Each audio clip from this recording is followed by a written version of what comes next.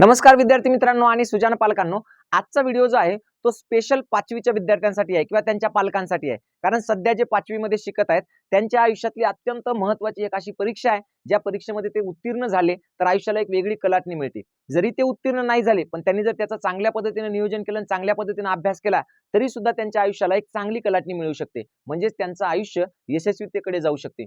का म्हणतोय मी असं? कारण बघा, पहिलीला मुलं शाळेमध्ये आपण पहिलीला ऍडमिशन देतो, दुसरी तिसरी चौथी पाचवी पर्यंत शिकतात. 5वीला आपल्याला अचानक माहित होतं की अरे, नवोदयची काहीतरी परीक्षा असते आणि नवोदयची परीक्षा दिली की तिथून पुढचं 12वी पर्यंत सगळं मोफत शिक्षण शिकता येते, ते पण एकदम चांगल्या आणि उत्कृष्ट अशा कॅम्पसमध्ये, जिथं शासनाची शाळा आहे, शासनाचीच राहण्याची व्यवस्था आहे, जेवणा खावण्याची सगळी व्यवस्था आहे, पुस्तक फ्री, कपडे फ्री, अगदी बुटा चप्पल पासून सगळं फ्री. त्याचबरोबर ग्राउंड असतं मोठं, त्याच्यामध्ये वेगवेगळे म्हणजे शाळेच्या अभ्यासक्रमाच्या व्यतिरिक्त इतरही वेगवेगळे उपक्रम घेतले जातात आणि एकंदरीत विद्यार्थ्यांचं आयुष्य पूर्णपणे बदलून जातं.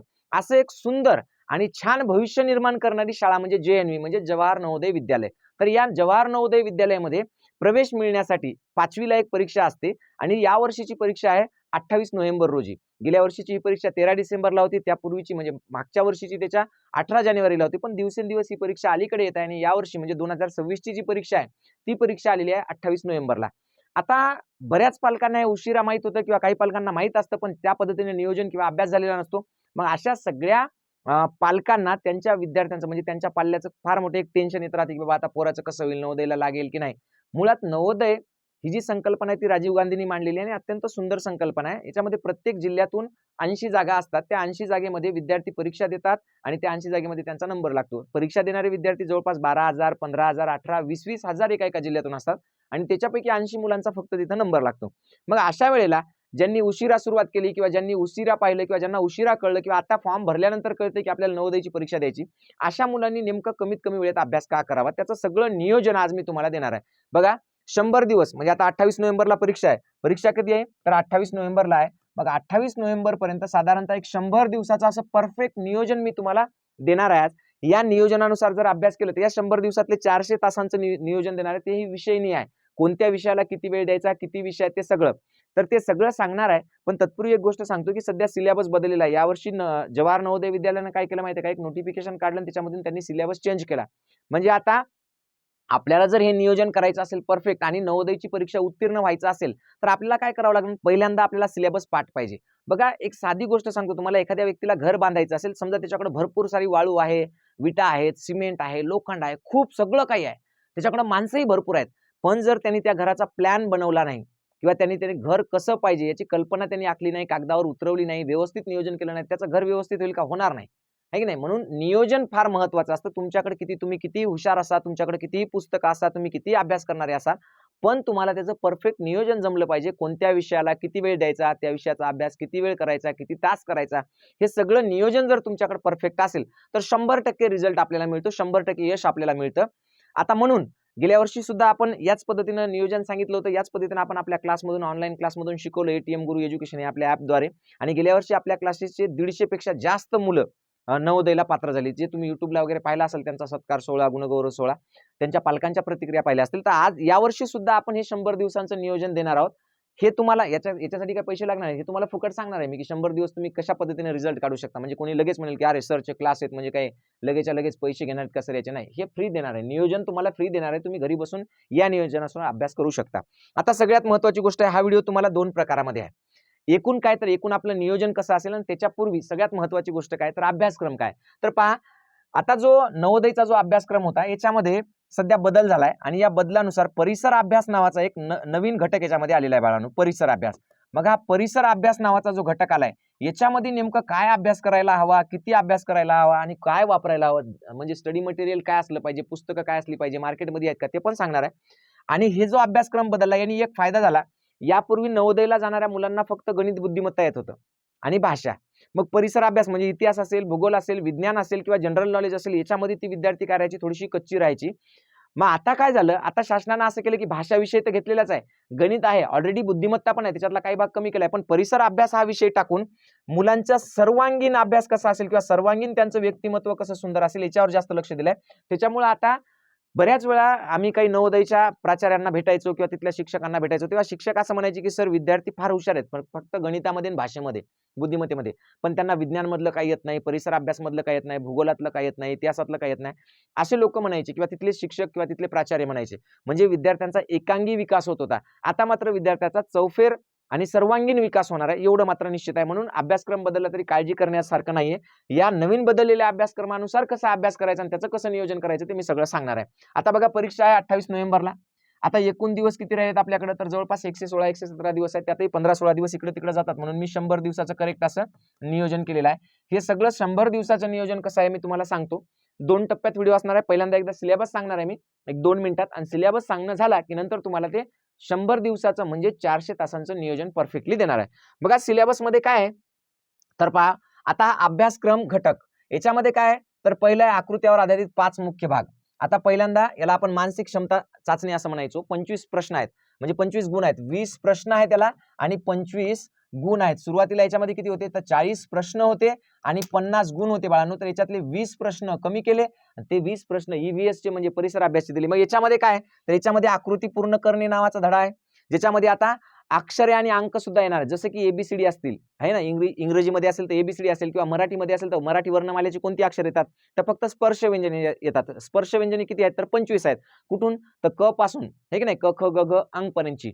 त्याच्यानंतर असे 5 वर्ग पडतात त्याचे, क च ट त प, म्हणजे प फ ब भ म, म्हणजे क पासून तर म पर्यंतची 25 स्पर्श व्यंजने त्याच्यामध्ये वापरल्या जातील आपल्याला. कशासाठी, तर त्या मालिकेसाठी. मालिका म्हणजे काय, तर एक प्रकारचा क्रम असतो. मग हे नेमकं काय आहे, आकृती पूर्ण करा हा चॅप्टर कसा शिकायचा, किती दिवसात शिकायचा, ते सगळं सांगतो मी तुम्हाला. त्यानंतर आकृती मालिका पूर्ण करणे, दोघांमध्ये काय फरक आहे बरं. इथं आकृती पूर्ण करा, इथं आकृती मालिका आहे. इथं फक्त एकच आकृती असते, ती पूर्ण करायची असते. इथं आकृतीची मालिका असते, म्हणजे एकाच्या नंतर दुसरी, दुसऱ्याच्या नंतर तिसरी आणि मग चौथी कोणती येईल अशी मालिका असते त्याची. त्यानंतर भौमितिक आकृती पूर्ण करा. भौमितिक म्हणजे काय, भू म्हणजे जमीन, मैतिक म्हणजे काय, आधार, आकार, आहे की नाही. मग आकार जे असतात वेगवेगळे, जसं की भूमितीमध्ये कोणते आकार असतात, साधारणतः त्रिकोण असेल, चौकोन असेल, आहे की नाही, षटकोन असेल, पंचकोन असेल, वर्तुळ असेल. तर या सगळ्या आकारांपैकी आकाराचे 4 भाग करतात, 4 पैकी 3 भाग देतात, 1 भाग लुप्त करतात, गायब करतात किंवा 1 भाग देत नाहीत. मग तो न दिलेला भाग कोणता आहे ते ओळखणे म्हणजे भौमितिक आकृती पूर्ण करणे होय. त्याच्यानंतरचं याच्यातलं चॅप्टर आहे आरशातील आणि पाण्यातील प्रतिबिंब, की आरशामध्ये जर पाहिलं तर कसं दिसेल, किंवा एखादं चित्र आरशात कसं दिसेल आणि पाण्यात कसं दिसेल, याच्यातला फरक करणे आणि ते बरोबर ओळखणे. आणि याच्यातलं शेवटचं चॅप्टर आहे बाळांनो, लपलेली आकृती शोधणे. म्हणजे एखादी काय करतात, सुरुवातीला एक कोणती तरी अशी आकृती देतात छोटीशी, आहे की नाही, समजा अशी आकृती दिली आपल्याला, आणि मग इकडे 4-5 अशा काय करतात, उत्तर आकृत्या असतात 4. त्या 4 उत्तर आकृत्यांमध्ये नेमकं अशी जी आकृती दिली, प्रश्न आकृती, ती नेमकी कोणत्या आकृतीमध्ये लपलेली आहे ते आपल्याला शोधून काढायचं असतं. फार इंटरेस्टिंग सिलेबस आहे आणि एकदम मस्त आहे, ज्याचा कंटाळा बिलकुल येत नाही. फक्त शिकवणारा माणूस, सांगणारा माणूस, मार्गदर्शन करणारा माणूस परफेक्ट असावं लागतं. एकदम सुंदर पद्धतीने सांगता येतं आणि एकदम सुंदर पद्धतीने त्याचा अभ्यास करता येतो. आपण मोबाईलमध्ये जसं गेम खेळतो ना, पझल्स, त्या टाईपचा हा अभ्यासक्रम आहे. आपल्या मेंदूला चालना देणारा, एकदम सुंदर आणि छान पद्धतीने आपल्याला ते सोडवता पण येईल. चलो ओके, हे झालं मानसिक क्षमता चाचणीवरचं. त्याच्यानंतर काय, तर त्याच्यानंतर आहे बघा अंकगणित अभ्यासक्रम. याच्यामध्ये सुद्धा 20 प्रश्न आहेत. किती प्रश्न आहेत, 20 प्रश्न आहेत आणि 25 गण आहेत. आता हे घटक बदललेत बरं का. आता घटक फक्त 9 आहेत त्याच्यामध्ये. किती घटक आहेत, 9च घटक दिलेले आहेत. घटक किती आहेत, 9. मग कोणते घटक आहेत ते, तर पहा, संख्या आणि संख्या पद्धती. ओके, त्याच्यामध्ये चढता उतरता क्रम आहे, स्थानिक आणि दर्शनी किंमत आहे. फार सोपं असतंय. स्थानिक किंमत आणि दर्शनी किंमत, आपल्याला फार टेन्शन येतो, काय असेल बाबा, काय असेल.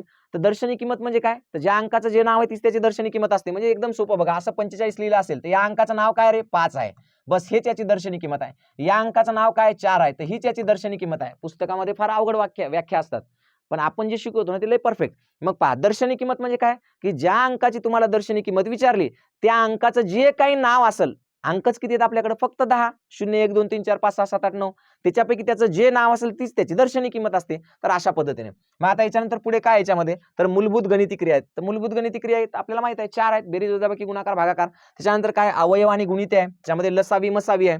त्यानंतर मापन आहे, त्याच्यामध्ये लांबी, वस्तुमान, धारकता, वेळ, पैसा आणि त्यांचं रूपांतर एकमेकांमध्ये.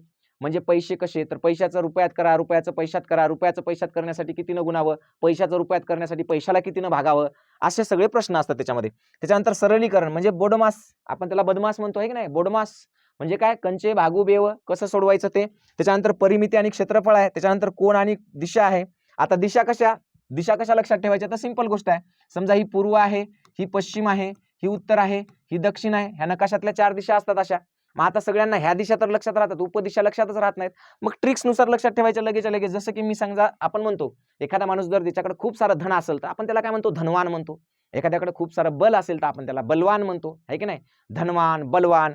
तसं आपण समजायचं की आपल्याकडे आपली मम्मी आहे, आई आहे, म्हणून आपण आईवान आहोत. कसं आहेत, आ ई वा न. मग आ म्हणजे आग्नेय, ई म्हणजे ईशान्य, वा म्हणजे वायव्य, न म्हणजे नैऋत्य, आहे की नाही. आईवान कुठून सुरुवात केली आपण, दक्षिण आणि पूर्व, उजव्या हाताच्या उजव्या कोपऱ्यापासून सुरुवात केली. फक्त लक्षात ठेवायचं आईवान झालं, तुम्हाला दिशा पाठ झाल्या. आयुष्यात तुम्ही कधीच विसरणार नाहीत उपदिशा कधी नाही. तर असं दक्षिणच्या पूर्वच्या मध्ये काय, मग आपण आठवणार, चुकणार. इथं मात्र तुम्ही चुकणारच नाहीत. फक्त लक्षात काय ठेवायचं, आईवान. ओके, संपला विषय. मग अशा पद्धतीने आपण ते दिशा ज्ञान घेऊ शकतो. त्याच्यानंतर माहितीचे विश्लेषण म्हणजे सोपं आहे. एखादा चार्ट दिला जातो, त्या चार्टमध्ये काहीतरी माहिती दिली जाते, किंवा एखादा आलेख दिला जातो, त्या आलेखात काहीतरी माहिती असते, त्याच्यावर आधारित प्रश्न, त्याची उत्तरं तिथंच सापडतात आपल्याला. बरोबर आहे. आता याच्यामध्ये एक चॅप्टर विसरलं यांचं, अपूर्णांक. याच्यानंतर याच्यामध्ये अपूर्णांक सुद्धा आहे. आता अपूर्णांक म्हणजे काय रे, तर याच्यामध्येच दिलंय अपूर्णांक म्हणजे पूर्ण नसलेला अंक. म्हणजे कसा, जसं आपण व्यवहारात वापरतो, अर्धा पाऊण तुम्हाला 150 रुपये दे, मी तुला त्या दिवशी 12.5 रुपये दिली होती, मी पेन घेतली ती 7.5 रुपयाला आहे, 7.25 रुपयाला आहे, मग 250, 750, 950. जे पूर्ण नसलेले अंक म्हणजे अपूर्ण अंक म्हणजेच अपूर्ण संख्या, त्याला आपण अपूर्णांक असं म्हणतो. ते पण एकदम सोप्या पद्धतीने शिकवता येते. तर अशा पद्धतीने याच्यामध्ये सध्या 9 याच्यामध्ये घटक आहेत. हे 9 घटकांना किती दिवस लागणार, किती तास लागणार, त्याचा अभ्यास कसा करायचा ते सुद्धा मी तुम्हाला सांगणार आहे. त्याच्यानंतर याच्यामध्ये आहे पहा भाषा. तर भाषा चाचणीला काय आहे, तर 25 गुण आहेत, 20 प्रश्न आहेत. ओके, याच्यामध्ये तर काहीच नाही. याच्यामध्ये फक्त व्याकरणचे 4 घटक आहेत. त्याच्यातलेही नाम सर्वनाम म्हणजे फार महत्वाचं आहे. विचारलं तर विशेषण विचारतील आणि एखाद्या वेळेस क्रियापद, ते पण उतार्यावर आधारितच. म्हणजे नाम सर्वनाम विशेषण आणि क्रियापद ह्या 4च गोष्टी आहेत. 4 गोष्टी आणि त्याच्यानंतर उतारे. तर याच्यामध्ये एकूण 4 उतारे असतात, त्याच्यावर 5 प्रश्न असतात आणि एकूण 20 प्रश्न असतात. 4 उतार्यावर म्हणून 5 चोक 20. 20 प्रश्न आणि 25 गुण. पण सगळ्यात कमी मार्क मुलांना याच्यातच पडतात. कारण काय, तर याच्यामध्ये समानार्थी शब्द, विरुद्धार्थी शब्द, नाम सर्वनाम आणि शब्दांचे विविध भाषिक अर्थ दिलेले असतात आणि ते विद्यार्थ्यांना येत नाही. त्याच्यासाठी काय महत्वाचं आहे, तर याच्यासाठी जास्तीत जास्त वाचन महत्वाचं आहे. याच्यासाठी जास्तीत जास्त पेपर सोडवणं महत्वाचं आहे. कारण मागचे पेपर जर पाहिले असतील किंवा तुम्ही जास्तीत जास्त जेव्हा आपण पेपर सोडवतो तेव्हा त्याच्यामध्ये तेच शब्द येतात आणि मग त्याचं चांगलं रिव्हिजन होतं आणि चांगला अभ्यास होतो आणि त्याच्यातून मग आपला रिझल्ट निघतो. मग आता एवढ्या सगळ्या सिलेबसचा आपल्याला अभ्यास कसा करायचा, त्याचं नियोजन कसं करायचं ते मी तुम्हाला परफेक्ट पद्धतीने सांगतो बाळांनो. फक्त लक्ष द्या व्यवस्थित, आहे की नाही. 100 दिवसाचं नियोजन तुम्हाला तासाचं नियोजन मी देणार आहे, ते लक्षात घ्या. बघा, पहिली गोष्ट, अरे हा, हे आता नवीन आलेला आपला परिसर अभ्यास राहिलेलाच आहे की नाही. तर याच्यामध्ये सुद्धा 25 गुण आहेत आणि हे इतकं मोठं आहे म्हणजे असं वाटतं आपल्याला की 4च घटक आहेत. बाबा किती घटक आहेत त्याच्यामध्ये, 4. कोणते 4 घटक आहेत रे, तर घटक बघा, नैसर्गिक जग आहे, मानवी शरीर आहे, दैनंदिन विज्ञान आहे आणि सामाजिक परिसर आहे. पण त्याच्यामध्ये उपघटक भरपूर आहेत. मग आता नैसर्गिक जगमध्ये काय, तर वाहतूक व्यवस्था आहे, नद्या आहे, पर्वत आहे, जमिनीवरील आणि पाण्यातील प्राणी आहेत, त्याच्यानंतर वनस्पती आहेत, नैसर्गिक आपत्ती आहे, निवाऱ्याचे प्रकार आहेत, जलचक्र आहे की नाही. मग ह्या सगळ्या गोष्टी आहेत. जसं जलचक्र म्हणलं आपण, तर जलचक्र म्हणजे काय, सगळ्या जगाला माहित आहे की जमिनीवरच्या पाण्याचं सूर्याच्या प्रकाशाने काय होते, उष्णता वाढते, उष्णतेमुळे काय होते, वाफ होते, वाफ झालं की ते वर जाते, वर झालं की ते हवेने दुसरीकडे म्हणजे इकडे तिकडे इतरस्त जमिनीच्या भागाकडे जाते, मग तिथं थंडी हवा लागते, मग परत पुन्हा त्याचं पाण्यात रूपांतर होते, मग ते परत पडते, पुन्हा ते ओढ्या, नाले, नदी यांनी समुद्रात जाते आणि असं जलचक्र तयार होते. पण ते याच्यावर प्रश्न विचारत नाही. ते विचारतात मग वाफेपासून पाणी तयार होण्याला काय म्हणतात, वाफेपासून पाणी तयार होण्याला काय म्हणतात, है की नाही. मग त्याला काय म्हणायचं, संगणन म्हणायचं का, किंवा मग पाण्यापासून वाफ तयार होणे याला काय म्हणतात, मग त्याला बाष्पीभवन म्हणायचं का. बरं, बाष्पीभवन म्हणलं तर मग जे सूर्याच्या प्रकाशामुळे होते त्यालाच फक्त म्हणायचं का, किंवा सूर्याच्या उष्णतेमुळे ज्या पाण्याची वाफ होते त्यालाच फक्त बाष्पीभवन म्हणायचं का. आपण समजा गॅसवर पातेलं ठेवलं आणि पाणी उकळून त्याची वाफ झाली तर त्याला सुद्धा म्हणायचं. असे बारीक बारीक प्रश्न असतात आणि अत्यंत सोपे असतात.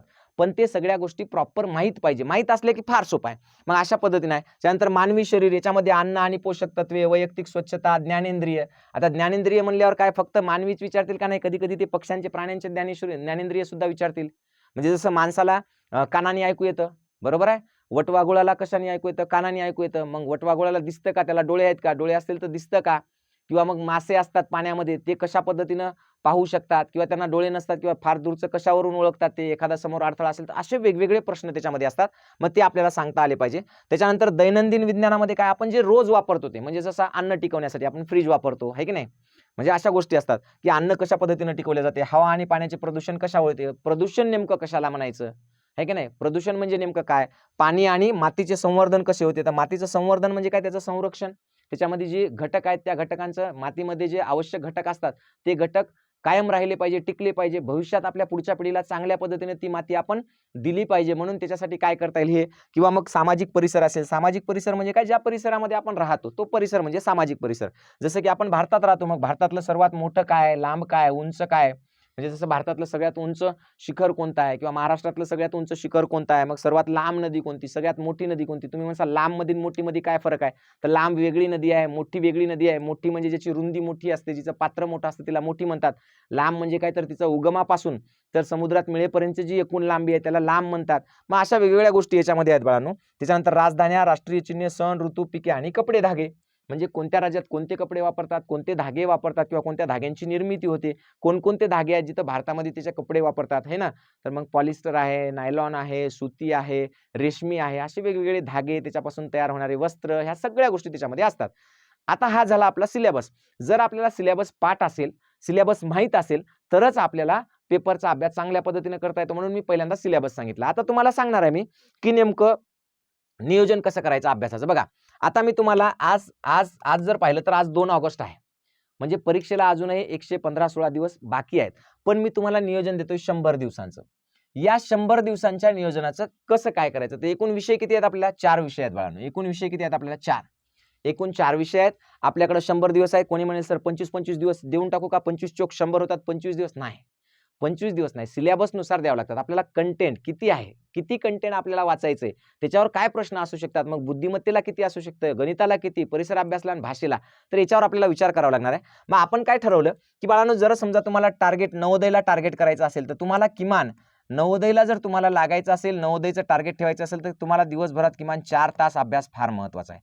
एका दिवशी किती तास, 4 तास अभ्यास अत्यंत महत्वाचा आहे. काय होऊ द्या, इकडची तिकडं दुनिया होऊ द्या, पण तुम्हाला किमान 4 तास अभ्यास करणं फार महत्वाचं आहे. मग तुम्ही 4 तास जर अभ्यास करणार असाल, तर तुम्ही कसा करणार 4 तास. मग आता 100 दिवस आहेत आपल्याकडे, तर 100 गुणिले 4 म्हणलं तर किती दिवस, किती तास झाले रे, 400 तास आपल्याला अभ्यास करायचा आहे. या 400 तासाचं विषयानुसार विषयनिहाय नियोजन आपल्याला करायचं. तर कसं करणार आपण नियोजन बाळांनो. बघा, आता विषयनिहाय नियोजन सांगतो तुम्हाला, की पहा, मानसिक क्षमता चाचणीला 40 तास आपल्याला द्यावं लागणार. मग तुम्ही म्हणसाल सर कसं द्यायचे आपण 40 तासाला.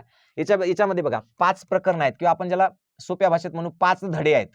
किती धडे आहेत, 5, ज्याला आपण प्रकरण म्हणतो किंवा धडे म्हणतो, आहे की नाही. ग्रामीण भागामध्ये साधारणतः धडा म्हणतात, है ना. पहिला धडा, दुसरा धडा, तिसरा धडा, तर असे 5 धडे आहेत. मग या 5 धड्यांच्या संकल्पना क्लिअर करण्यासाठी, संकल्पना म्हणजे काय रे, त्या धड्यामध्ये नेमकं काय दिले, कोणकोणते नियम वापरले.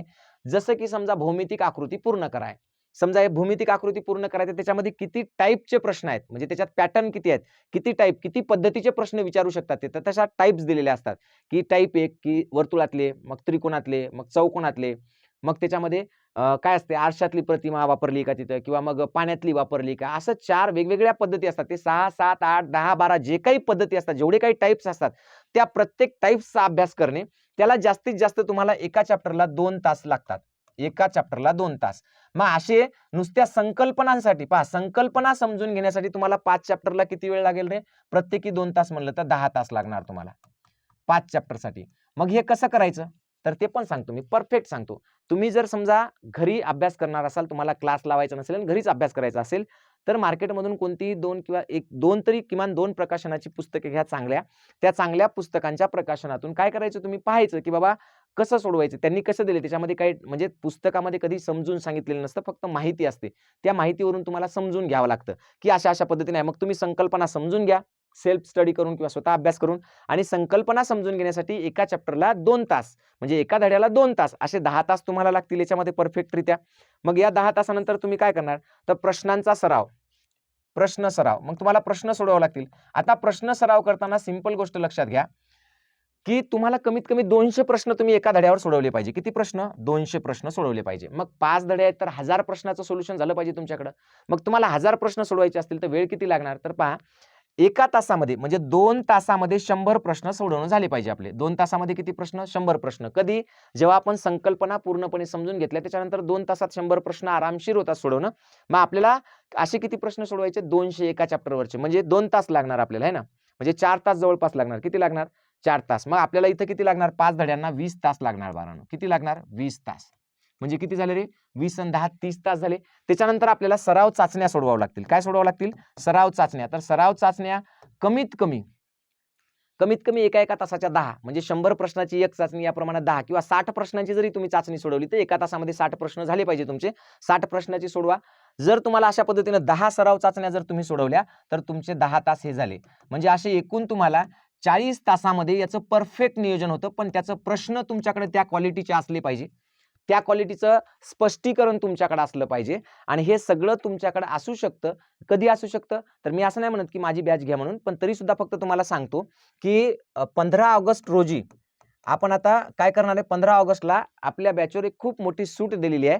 फक्त 499 रुपयामध्ये संपूर्ण नवोदयची बॅच आहे, ज्याच्यामध्ये मी जे हे नियोजन केलं या पद्धतीने सगळे रेकॉर्डेड आणि लाईव्ह दोन्ही पण होणार आहे. तर ते सगळे तुम्हाला अशा पद्धतीचे म्हणजे मोजक्या पद्धतीने विश्लेषण व्यवस्थितरित्या, त्याच्यानंतर त्याचा सराव, तेवढे प्रश्न घेऊन, त्याच्यानंतर त्याच्यामधल्या चाचण्या, अशा सगळ्या गोष्टी त्याच्यामध्ये मिळणार आहेत. याच्यामध्ये आणखी काय, तर आपण जे आता हे जे चाचण्या म्हटल्या आपण, ह्या सगळ्या चाचण्या आपण शेवटी 70 ते 75 चाचण्या घेत असतो, ते सुद्धा मिळणार आहे. आता बघा दुसरी महत्त्वाची गोष्ट आहे, गणित आहे 120 तास. असं नाही की मी तुम्हाला माझ्या क्लासचं सांगितलं म्हणून तुम्ही क्लास लावलाच पाहिजे. क्लास न लावताही करू शकता, असं काही कंपल्सरी नाही की क्लास लावलाच पाहिजे. पण जर तुम्हाला खेड्यापाड्यामध्ये अशी काही सुविधा उपलब्ध होत नसेल, त्या पद्धतीचं शिक्षण तुम्हाला मिळत नसेल, किंवा तिथं कोणी मार्गदर्शन करणारं तेवढं नसेल, किंवा त्या पद्धतीचे पुस्तकं, स्टडी मटेरियल मिळत नसेल, तर तुमच्या 200 रुपयाच्या पुस्तकाच्या किमतीमध्ये 2 पुस्तक घेण्यापेक्षा 500 रुपयाचा एक क्लास लावला तर नोट्स पण माझ्याकडूनच मिळतील आणि सगळ्या गोष्टी मिळतील. चलो ओके, ठीक आहे. त्याच्यानंतर आहे बघा गणित. तर गणितामध्ये एकूण घटक आहेत किती? 9 घटक आहेत बाळांनो, आणि गणिताला थोडा वेळ लागते. या 9 घटकांना, हे जे 9 घटक आहेत, तर याच्यामध्ये पहिला जो घटक आहे तो फार मोठा आहे. पहिला जो आहे संख्या आणि संख्या ज्ञान, तर याच्यामध्ये जास्त वेळ लागतो. तर या 9 घटकाला मिळून आपल्याला टोटल लागणार आहेत बाळांनो 50 तास. फक्त काय शिकायला? संकल्पना शिकायला. त्या गणितातल्या संकल्पना शिकायला फक्त आपल्याला लागणार आहेत 50 तास लागणार आहेत बाळांनो. किती तास लागणार आहेत? 50 तास. मग त्याच्यानंतर आपल्याला याच्यावरचे सराव प्रश्न जे सोडवायचे आहेत, सराव प्रश्न, तर त्या सराव प्रश्नांना सुद्धा आपल्याला 50 तास द्यावे लागतील. का द्यावे लागतील? कारण 9 घटक आहेत. ओके, 9 घटकावरचे जर आपल्याला प्रश्न सोडवायचे असतील, बरोबर आहे, तर जवळपास 5 ते 6 तास एका घटकावर, म्हणजे 5, एखाद्या पहिल्या घटकाला थोडासा जास्त वेळ लागतो, तर एखादा घटक असेल तर थोडा लहान असेल तर त्याला कमी वेळ लागतो. जसं की आता 9वा जो घटक आहे आपला शेवटचा, माहिती, जी आलेखावर म्हणा किंवा चित्रावर म्हणा माहिती असते, त्याच्यावर प्रश्न, तर त्याला कमी वेळ लागतो. तो 3-4 लेक्चरमध्ये पण संपू शकतो किंवा 3-4 तासात. पण एकंदरीत जर पाहिलं आपण, तर कमीत कमी आपल्याकडे काय पाहिजे? 50 तास पाहिजे. किती तास पाहिजे? 50 तास. जवळपास 2000 प्रश्नाचा आपला सराव झाला पाहिजे. किती प्रश्न? 2000 प्रश्न. तुम्ही म्हणाल सर खरंच 2000 प्रश्नांचा सराव होतो का? तर 100% होतो बाळांनो. 2000 प्रश्नांचा सराव आरामशीर होतो. कसा होतो ते पण मी सांगतो तुम्हाला. आता बघा, हे झालं संकल्पना, हे सराव प्रश्न, आणि त्याच्यानंतर चाचण्या किंवा याची पेपर सोडवणं. तर पेपर सोडवण्यासाठी सुद्धा तुम्हाला कमीत कमी एक 20 तास लागतील, याच्यामध्ये 20 तास. ओके, म्हणजे अशा पद्धतीने तुम्ही 120 तास अभ्यास कशाचा करायचा? तर गणिताचा करायचा. एकदम परफेक्ट सांगतो मी तुम्हाला, मोजका अभ्यास करा, परफेक्ट सिलेबस नुसार अभ्यास करा, 100% तुमचा रिझल्ट येणार म्हणजे येणार बाळांनो. त्याच्यानंतर काय? तर भाषा. भाषेला मी सुद्धा 40 तास दिले. तुम्ही म्हणाल सर भाषेला काय फक्त उतारे वाचायचे आणि उत्तर द्यायची?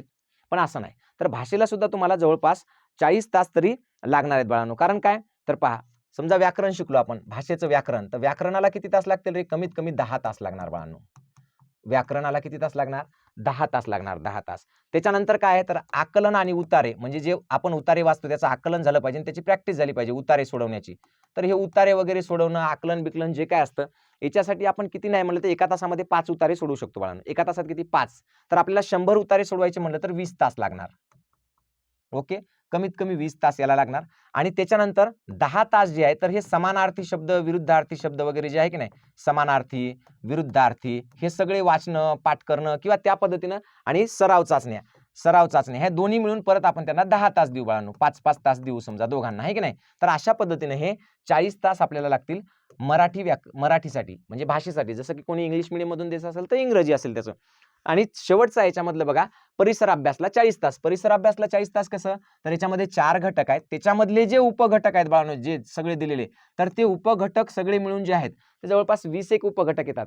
तर त्या 20 उपघटकांचं म्हणजे संकल्पना स्पष्टीकरण किंवा संकल्पना शिकून घेण्याला 20 लेक्चर्स किंवा 20 तास, आणि त्याच्यावरच्या प्रश्नांना 20 तास, म्हणजे जवळपास 1 तास एका याच्यावर. जसं 1 तास एका याच्यावर म्हणजे कसं? तर एकदम सोपं आहे. समजा आपल्याला त्याच्यामध्ये काय घटक दिला होता की नद्या भारतातल्या, मग भारतातल्या नद्या समजून घेणं, शिकून घेणं, म्हणजे भारतातला नकाशा आहे तर त्याच्यामध्ये पश्चिम वाहिन्या नद्या किती, पूर्व वाहिनी नदी किती, उत्तर वाहिन्या, दक्षिण वाहिनी, उत्तर वाहिनी नदी आहेत का, मग सगळ्यात बारमाही वाहणाऱ्या नद्या कोणत्या आहेत, मग हंगामी नद्या कोणत्या आहेत, सगळ्यात मोठी नदी कोणती, सगळ्यात लहान नदी कोणती, नदीचं कोणत्या खोरं मोठं आहे, कोणत्या नदीवर कोणतं धरण आहे. तर हे साधारणतः ही अशी एक संकल्पना असते, तिच्यामध्ये एका तासात संकल्पना शिकणं, एका तासात तिच्यावर तयार होणारे चांगल्या क्वालिटीचे 30 ते 40 प्रश्न, असे 19 तास, म्हणजे 40 तासामध्ये परिसर अभ्यासचा सगळा सिलेबस होतो. फक्त त्या पद्धतीनं नोट्स काढणं परफेक्ट आणि त्या पद्धतीनं डिलिव्हर करणं महत्वाचं आहे. तर असं सगळं जर पाहिलं आपण, तर एकूण आपल्याकडं जवळपास हे 40 तास ते 40 तास असं टोटल आपल्याकडे झालं बाळांनो. 400 तासापैकी 250 तासाचं नियोजन झालं आपलं, 250 तास.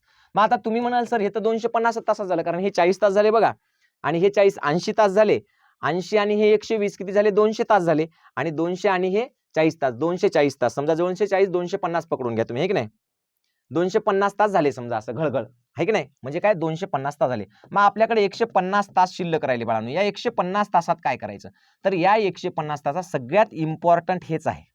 सगळ्यात इम्पॉर्टंट काय, तर हेच आहे.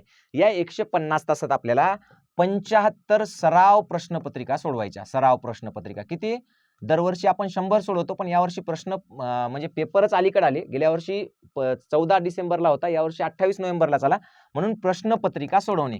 आता ह्या ज्या 75 प्रश्नपत्रिका सोडवायच्या, ह्या प्रश्नपत्रिका कशा सोडवायच्या, तर 1 सप्टेंबर पासून रोज संध्याकाळी पहा, 1 सप्टेंबर पासून कधी, 1 सप्टेंबर पासून अभ्यास चालूच ठेवायचा आणि 1 सप्टेंबर पासून रोज रात्री 2 तास, कधी 7 ते 9, ओके, किंवा 6 ते 8 असा काहीतरी एक टाइम असेल, 6 ते 8. आता तुम्ही म्हणसाल सर ह्या प्रश्नपत्रिका कुठून मिळणार, बरं प्रश्नपत्रिका आम्ही सोडू, पण त्याच्यातले जे गणित जमले नाही, त्याचं विश्लेषण ते कसं होणार, तर ते पण सांगतो बाळांनो, की आपलं जे एटीएम गुरु एज्युकेशन हे ऍप आहे, या ऍपमध्ये आता मी तुम्हाला सांगितलं की 15 ऑगस्टला मी बॅच देणार आहे, फक्त आणि फक्त 499 रुपयाला बॅच असणार आहे. तोपर्यंत आता सध्या ऍडमिशन क्लोज झालेले आहेत सगळे, आता माझ्याकडे ऍडमिशन नाही. तर 15 ऑगस्टला मी 499 रुपयामध्ये नवोदयची एक फास्ट ट्रॅक बॅच चालू करणार आहे, जी या नियोजनानुसार असेल. कशा, हे जे नियोजन आहे याच्यामध्ये काही रेकॉर्डेड व्हिडिओ असतील तुम्हाला, जे की ऑलरेडी रेकॉर्ड करून टाकले, कारण आता तेवढा वेळ नाही आपल्याला लाईव्ह शिकवायला, आहे की नाही, तर रेकॉर्डेड असतील आणि काही लाईव्ह व्हिडिओ असतील. तर दररोज 3 तास लाईव्ह लेक्चर असेल बाळांनो. दररोज किती तास, 3 तास लाईव्ह लेक्चर असेल, सकाळी 1 तास आणि संध्याकाळी 2 तास.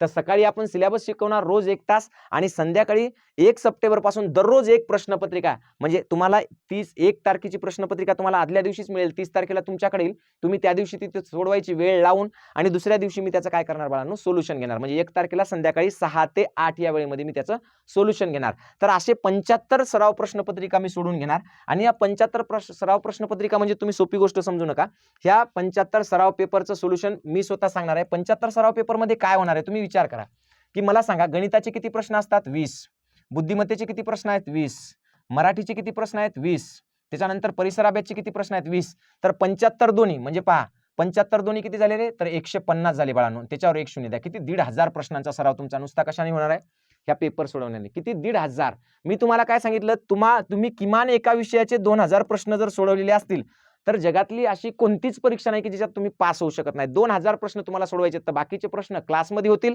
आणि 1,500 प्रश्न तुमचे फक्त कशात होतील, या 75 प्रश्नपत्रिकांमधून होतील. ते पण वेगवेगळ्या व्हरायटीचे, सारखे नाही, वेगवेगळे असतील. आतापर्यंत झालेले पेपर्स असतील त्याच्यामध्ये, त्याच्यानंतर त्या धर्तीवर काढलेले प्रश्न असतील. तर हे 1,500 प्रश्न होतील. त्याच्यानंतर तुमचे प्रत्येक विषयाचे 1,500 प्रश्न कुठून होणार, तर फक्त आणि फक्त या आपल्या 75 प्रश्नपत्रिकांमधून होतील. तर ही फास्ट ट्रॅक जी बॅच आहे ती 15 ऑगस्टला 15, 16 आणि 17 फक्त 3च दिवस राहिली. 15, 16 आणि 17 3 दिवस फक्त ऍडमिशन याच्यामध्ये होतील. ही बॅच तुम्हाला 499 रुपयात मिळेल, ज्याच्यामध्ये 75 प्रश्नपत्रिकांचं सोल्युशन होईल, आणि याच्या आधी जे सांगितलं मी सगळं नियोजन त्या पद्धतीने होईल.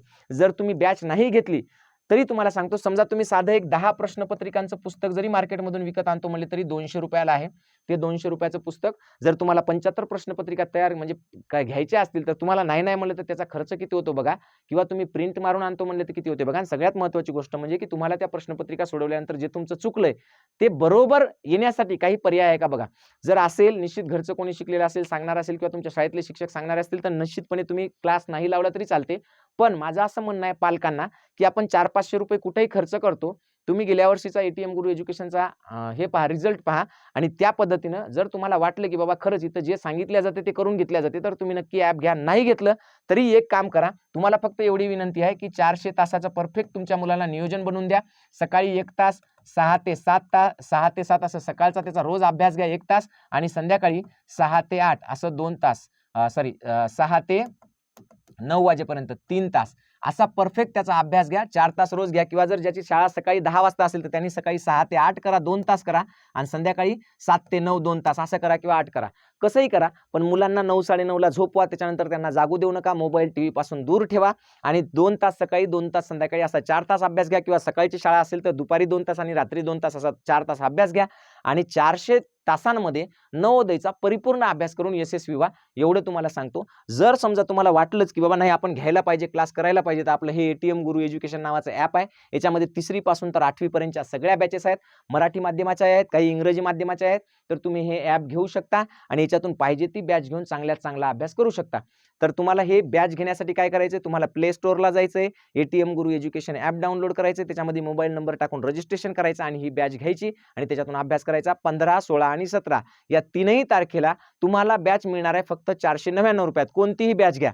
सगळ्यात महत्त्वाचं म्हणजे याच्यामध्ये काही फ्रीवाल्या बॅच आहेत, जसं पोलीस भरती, तलाठी भरती असेल, मराठी व्याकरण असेल, तर अशा काही बॅचेस आहेत, जसे टीईटीची बॅच आहे. ह्या बॅच फ्री आहेत, ₹0 आहेत, त्या तुम्ही घेऊ शकता. ठीक आहे. थांबूया इथं. धन्यवाद. जय जिजाऊ, जय शिवराय, जय हिंद, जय महाराष्ट्र.